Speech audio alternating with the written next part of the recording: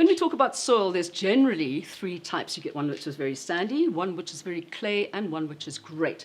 You need to work out what you've got, and the way to do it is by taking some of the sand or the garden soil and popping it into your hand.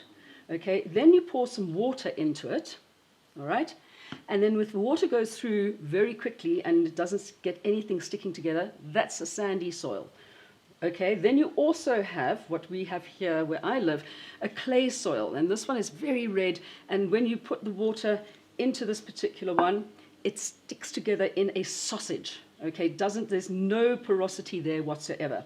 So then when you get to the main soil, which is what you're aiming to get at, it's got great tilth. That's what we like, such a wonderful word. When you put water into this one, it kind of forms together, but it doesn't kind of stick together or fall completely apart. I mean, it really is, this is great soil. That's great soil. Yeah.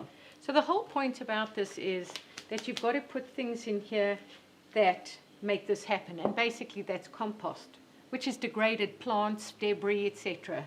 The truth is that what people often do, which really doesn't work, is to take their clay soil and mix sand in it so that it can increase the drainage. That just makes concrete. That makes concrete. So what you actually have to do is you've got to do a minimum of an 80-20% mix. So 20% clay with 80% compost, and that generally will give you this tilth. If it doesn't, add more compost.